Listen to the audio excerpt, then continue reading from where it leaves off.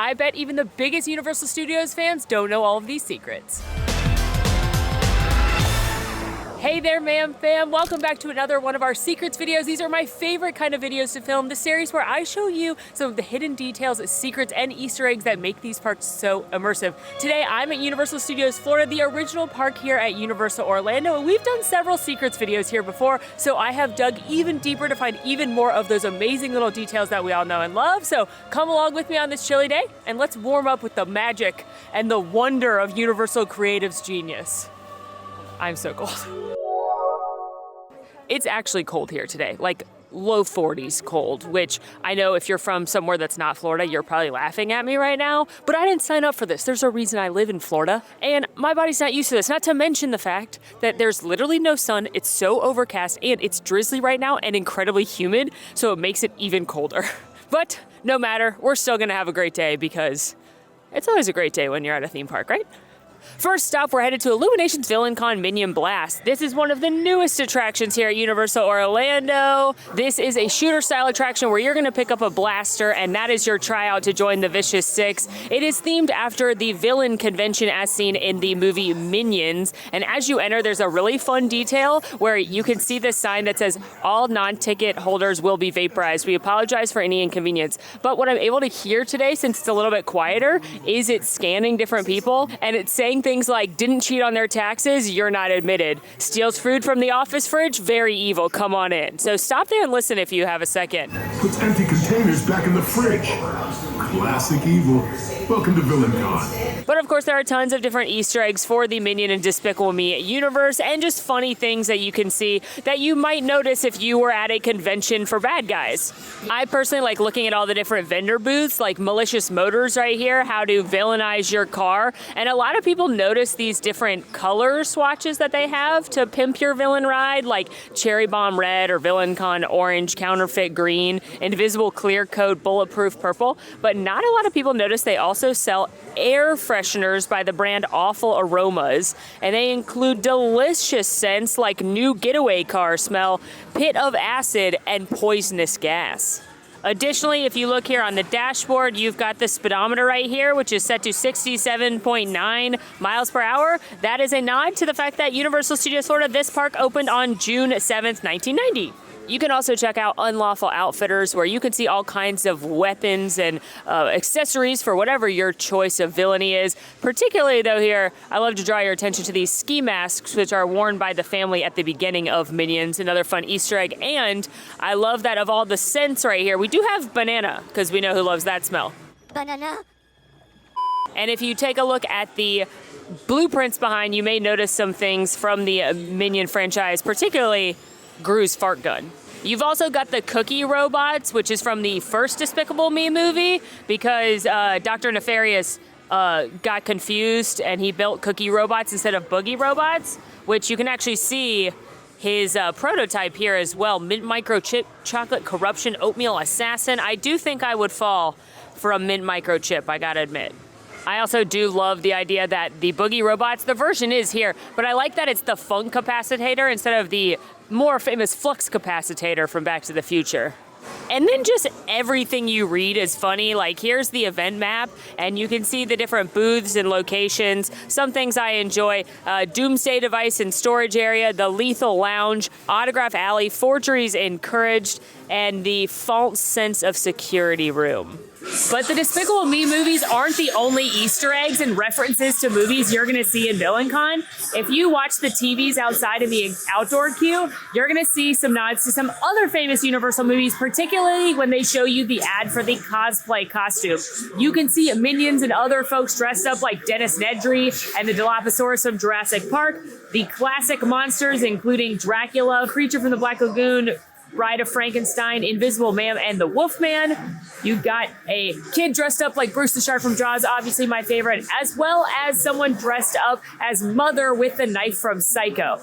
Now that's particularly important because the original attraction in this location was called Alfred Hitchcock, The Art of Making Movies, and it was an interactive experience all about Alfred Hitchcock. We all know Psycho is one of his most famous films. Now there used to be another reference to Psycho in the queue, but I just stood and watched the screens for the entire loop, and there are 2 different screens, but one of them used to have presenters on it, and the first presenter listed was Norman Bates. Now, it does seem like they have swapped out that screen to share information and tips and safety facts about riding the attraction, but another fun reference that used to be here. I also laughed watching those videos because they talk about the history of VillainCon, and they said they held one in 1692 in Salem, Massachusetts, but the humans figured out what was going on and it got a little chaotic, which Salem witch trials. There was also an ad for the Macho Nachos, which you can actually order next door at the Minions Cafe.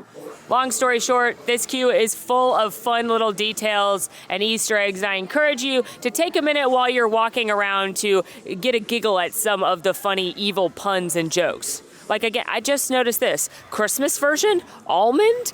No, not robot? Like, just everything's funny, and I appreciate that. Made it into the New York section. It is truly, like, the grossest day. But we continue, because we're in it now, friends. Very fun details. Shout out to my tour guide on my holiday tour, pointing out the fact that across the way here in the apartment buildings, if you look in the one on the right, the kind of yellowy bricks with the green shutters, you can see Mel, the pug from the Secret Life of Pets films, popping his little head out and saying hey, which is a very cute reference to a fun Illumination movie. Makes sense because you've got the Illumination area to the right-hand side with the Minions, but that movie does have a presence over in Universal Studios Hollywood. They have the cutest Secret Life of Pets dark ride that I'm obsessed with, but I love we get a little Mel here. And Mel is the dog that dresses up like a minion, which is kind of a fun multiverse thing going on. One of my favorite things in the theme park universe is when they reference other places in the theme park as if it's real within the theme park. So here we are outside of Race Through New York starring Jimmy Fallon, which used to be Twister. So there's a ton of Twister references, like the fact that this shirt is the one that Bill Paxton wore in the pre-show. I've talked about a bunch of these in some other Secrets videos, but one thing I love is if you check out these newspapers right here, you can see advertisements for Bull's Gym, which is Bullwinkle's gym over further in the New York section. You can see an article that the World Expo has debuted. That's a reference to Men in Black Alien Attack, which is down the way, as well as the need for paranormal investigators, ? Which is a reference to Ghostbusters. Next up, Revenge of the Mummy. One of the best attractions in the park part dark ride, part roller coaster that puts you into The Mummy, one of the Brendan Fraser mummy movies, where unfortunately the curse is in fact real and Emotip is after your soul. But I don't want to talk about how great the ride is. I want to talk about what happens after you get off the ride, but before you enter the gift shop, because there's some very good details packed into a small amount of space. For starters, after you get off the attraction and you hear Brendan talk about that cup of coffee, you've got a bulletin board here that's got all kinds of things from the film process. I also like this very funny comic, plastic or papyrus poster reminding you about the rap party, but most importantly, the Have You Seen This Crew Member poster, last seen getting a latte. If you've been on the ride, you know what happens to them, but at least they're looking for them, I guess. And then as you continue down this ramp and are headed further into the gift shop, you are also in a museum, or they're advertising for a museum and some of the different exhibits you can check out. And some of these things you're going to notice have ties to other Universal attractions or Universal characters. For starters, on the lower level, you can see there's an exhibit now open presented by Carl Denham, and it's about Skull Island and the different creatures they have found there. That's a direct reference to Skull Island, Reign of Kong, but more importantly, the location in which that film takes place. Skull Island is where King Kong was discovered by Carl Denham, an explorer. You can actually hear him referenced on the ride by one of the drivers who says that that's his uncle. And speaking of the ride, this map right here is actually a map of where you go on the attraction. You can see the sign for the gate right here, and there's the big gate, which you actually drive through when you're on the ride. And then there's the different things you might see in the swamp, which unfortunately you come face to face with in the ride over at Islands of Adventure. You've got a drawing of the bat here, for example. But Skull Island Reign of Kong isn't the only nod here, because if we move right along, you can see a bunch of different maps, including one for Transylvania. And I think we all know who lives there. And if you're unsure, there's a bat diagram right above it. Dracula is not the only classic monster referenced either. Here you can see another exhibit presented by Dr. Carl, featuring, this guy looks familiar, creature from the Black Lagoon, Gilman himself. And Dr. Carl is the scientist from that film. And you can see his exhibit's all about amphibious humanoid and the link between land and sea. Additionally, on the wall here, a few more maps that I took interest in, one being of South America because Creature from the Black Lagoon takes place in the Amazon, but it was actually shot on the Universal backlot in California, as well as Wakulla Springs here in Florida. So there's a map of Florida that specifically calls out Wakulla Springs. Also, there's another map of Skull Island right here. We have another poster here for another exhibit. This one is from Transylvania, a collection of artifacts, lore, and legends. It's giving Nosferatu for obvious reasons.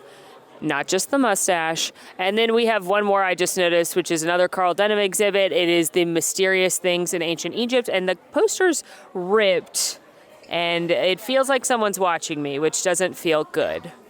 But lots of fun things to look for on your way out of one of the best rides in the park. Here's that Bull's Gym sign I was referencing earlier, but I want to talk about one on Transformers The Ride 3D now. Transformers The Ride 3D is a 3D simulator attraction, but it does move you through practical sets as you've been recruited by the Autobots to help Optimus Prime and Bumblebee and everybody else take down the Decepticons. Now, I'm not allowed to film on the ride, so I'm gonna look back at footage from Universal Hollywood where you are to hopefully find this one so I can show it to you. But towards the end of the attraction, there is a yellow Volkswagen Beetle with a big piece of debris covering the top roof, where in past life there may have been a logo. This is a reference to the Generation 1 Transformers, where things were a little simpler and Bumblebee turned into that yellow Volkswagen. We've made it over to one of my favorite attractions of the park. No, I'm not kidding. Fast and the Furious Supercharged. I find it as ridiculous as the films, which means very ridiculous, but I also understand this is not for everyone. However, if you are a Fast and the Furious fan, there are a bunch of fun Easter eggs, and we actually need to go through 2 different queues so I can show you a couple of them. Fast and the Furious Supercharged is an adventure with the whole family. Dom, Hobbs, one of the Shaws, Ludacris, Roman, Letty.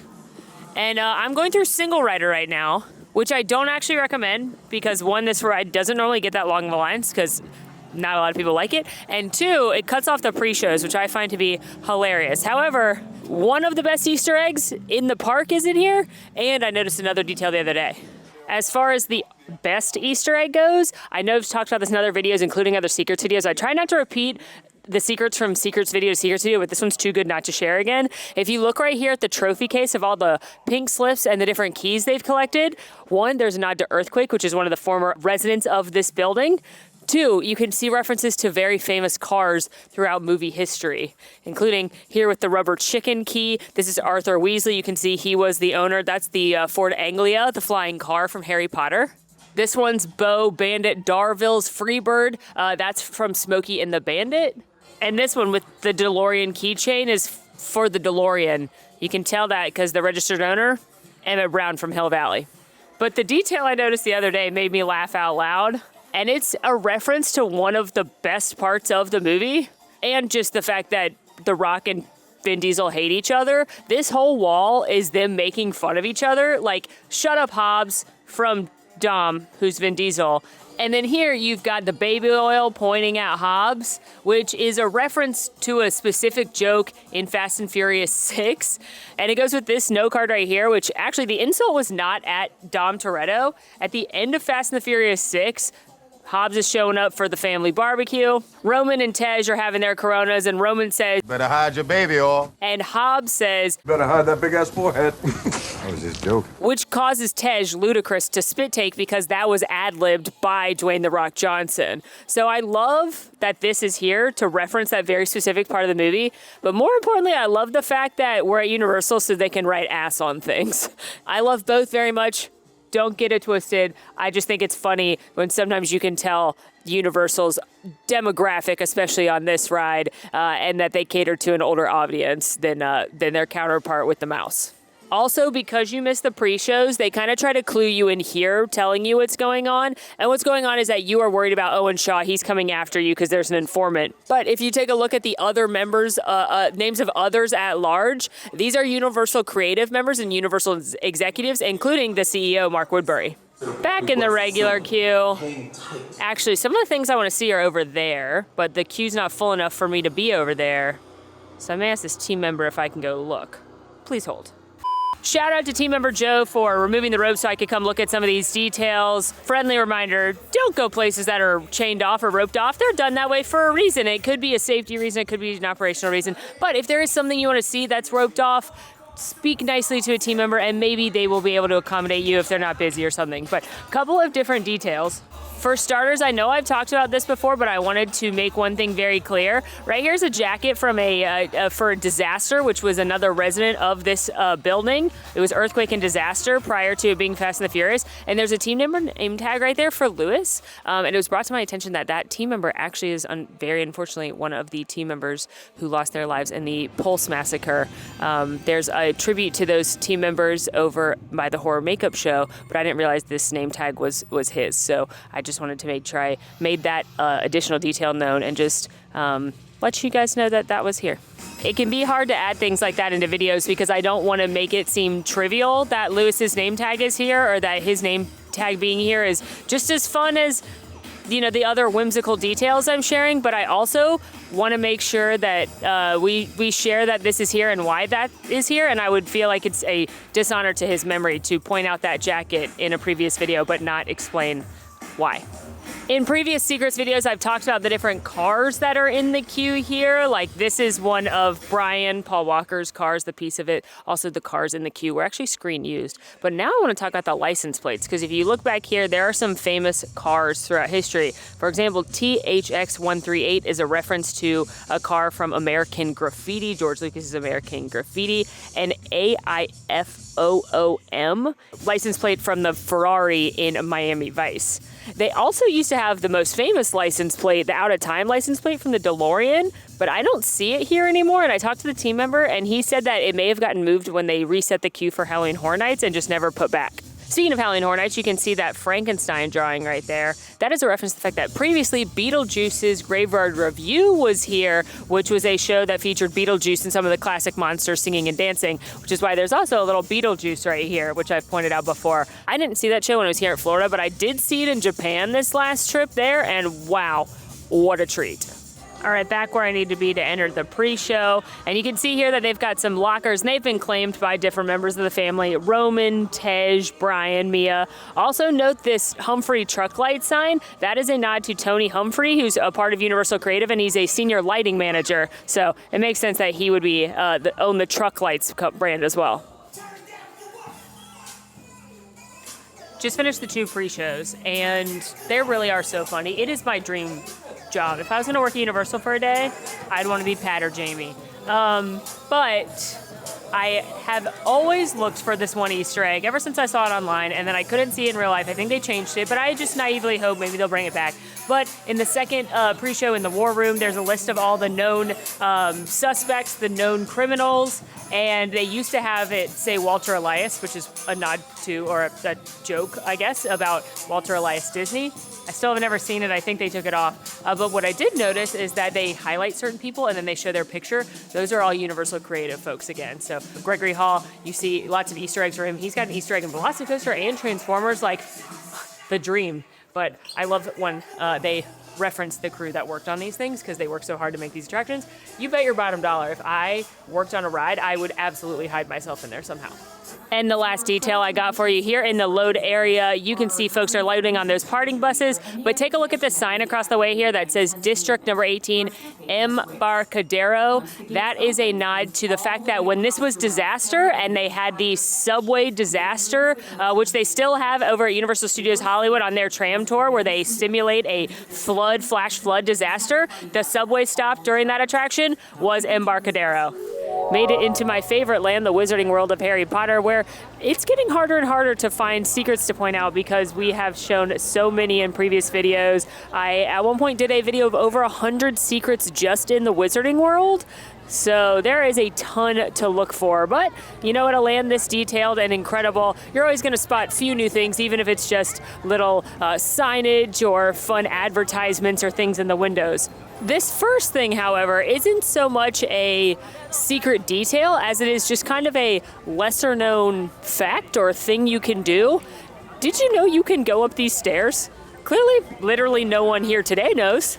But yeah, you can actually walk up these stairs pretty far, and it provides a very awesome view of Diagon Alley. So we're headed up there right now, hoping I don't get dripped on. And I love the fact that because they built this, they actually built another business up here, and they built enough for you to look back and see part of the extension of Gringotts Bank and some hallway up there, so it looks like the alley continues on. First of all, some beautiful frocks right here, we must admit. But more importantly, how cool is this view? Obviously, it's a lot better if it's not a gross, dreary day like this, but you know what? From what I know about the UK's weather, this is probably more realistic.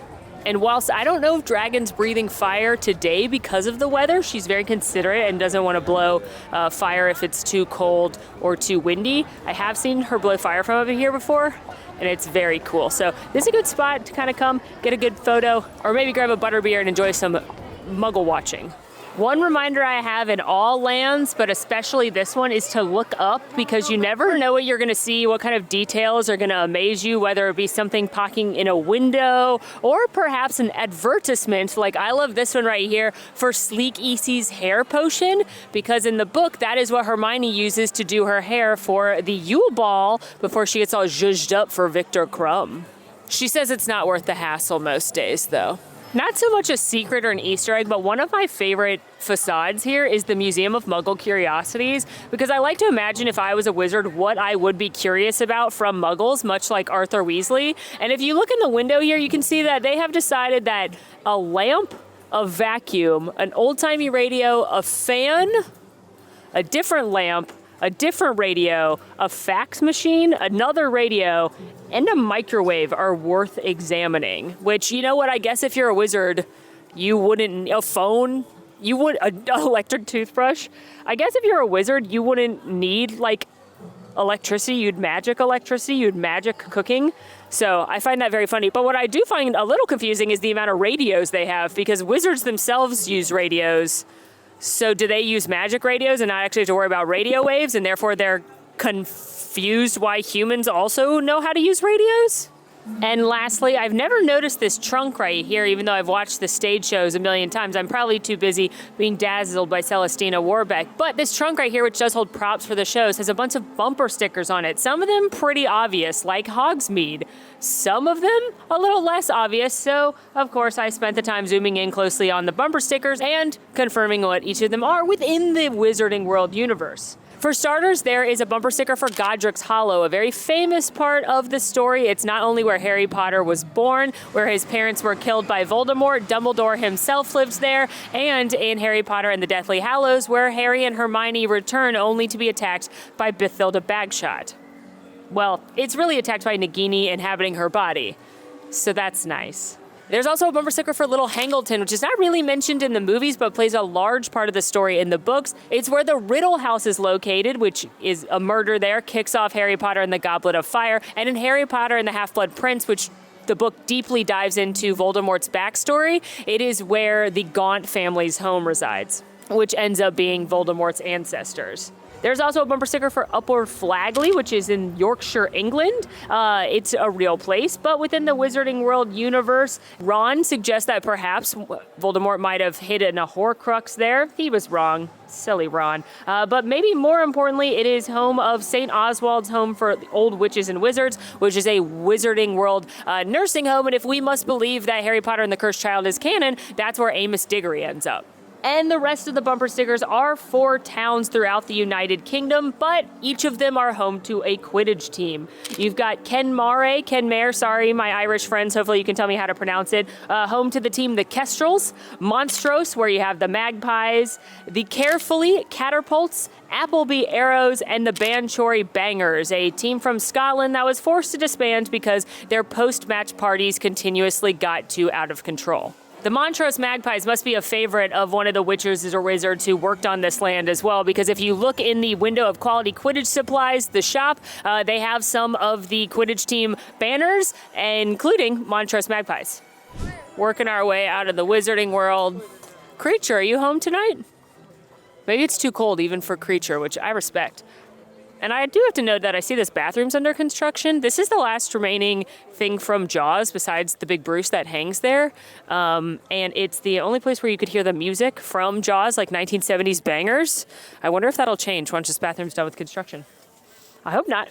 And our next Easter eggs are going to be kind of a drive-by as I'm walking by, because they're from Men in Black Alien Attack, but they're on the ride where I'm not allowed to film anyway. But they're very cool, and so I wanted to point them out. When you are boarding the attraction, there are 2 different tracks. And if you get on the right-hand track, make sure you pay attention to an alien sitting on a bench, kind of first when you enter the main shooting part of the ride after the practice section, because when that gentleman sitting on the bench removes his newspaper, it's actually Steven Spielberg. Also, it's easier to see on the left track, but you can see it on both. Just past the newsstand is Frank the Pug, the famous dog from the film, and he's actually a target. If you hit him, he's worth a lot of points. Made it to DreamWorks Land, the newest land here at Universal Studios Florida, where I have talked about some details before in a previous secrets video and in our DreamWorks opening videos.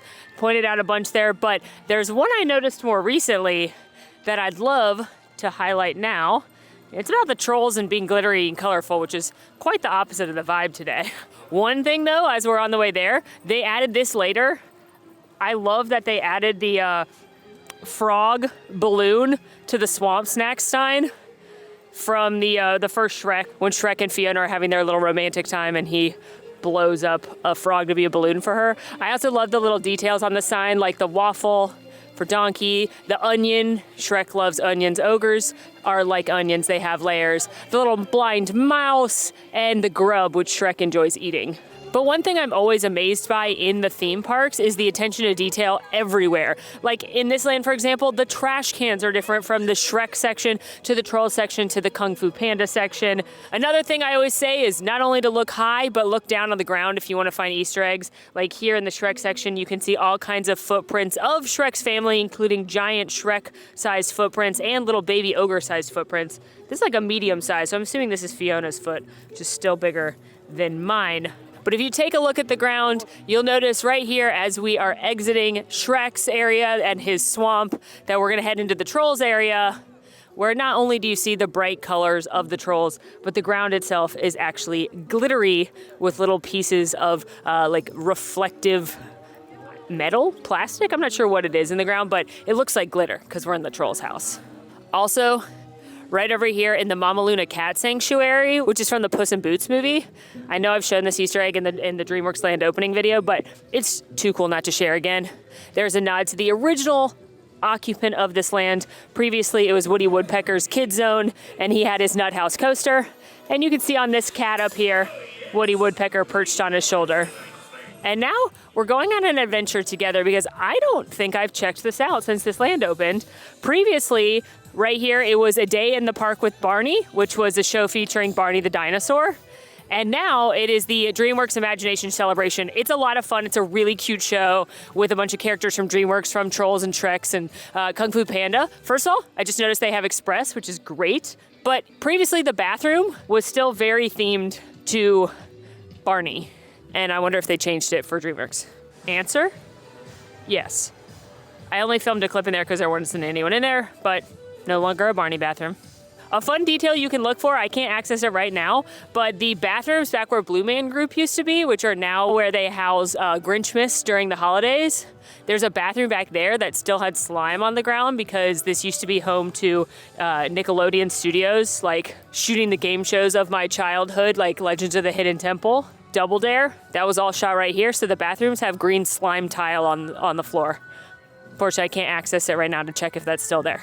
I popped in to the lobby here at Horror Makeup because of very specific behind the scenes purpose, which I shared on our Patreon where we share behind the scenes. But here at the lobby of Horror Makeup, which is an opening day show that teaches you all about how they do movie makeup, particularly for monsters and for horror. And I absolutely love it because it's not only funny, but it's informative. But here in the lobby, I encourage everyone to come in here, even if you don't want to see the show, because there are real props from some of the most iconic movies in history. Most importantly to me, you've got Jaws, but you've also got Jurassic Park, you've got real life raptor claws, real life shark teeth, you've got stuff from, there's a real Chucky right there, a real Michael Myers mask, and they've got stuff dating all the way back to the original Universal monsters, which is really, really cool to see. But I had to share this because I just had a moment as a Halloween girly who more recently has been going on a horror movie journey. I just watched The Thing for the first time, like a couple months ago. And I've never given any care to the fact that they have the head from The Thing. And a lot of you, I'm sure, are screaming at your TV because you love The Thing, and I love that for you. But I didn't know that this was in here. I was too busy looking at Ben Gardner's head from Jaws to appreciate this other head. So the moral of the story is, come in here. Maybe your favorite movie has a prop. A screen used prop. That was screen used. That's awesome. Anytime I see anything monsters these days, I just get more and more excited for Epic Universe, specifically Dark Universe, the classic monsters themed land. And lastly, unfortunately, I can't film this one either as no filming's allowed in the show, but if you go see the Bourne Stuntacular, you may know that this used to be T2 3D, a Terminator show, and there's a scene where they show a bunch of operatives on the screen. In the top corner, there's a guy who has a black eye, which is a reference to Terminator himself, because that guy played Terminator in T2 3D. So a fun little reference point there. Well, friends, that is a wrap on this another secrets video here at Universal Studios Florida. I hope you had fun following along. These are literally my favorite videos to make because I love all these little Easter eggs and details. And as I'm in the park filming other content, I notice things and write it down. But if you have any other secret details or little Easter eggs you love in the park, definitely let me know down below. We've got tons of these other videos at Universal and Disney, so check those out as well. And in the meantime, friends, make sure to rate, review, subscribe, follow us on social media, come hang out with the Man Fam Discord. Until next time, friends, I'm Molly, and it has been so magical and very chilly.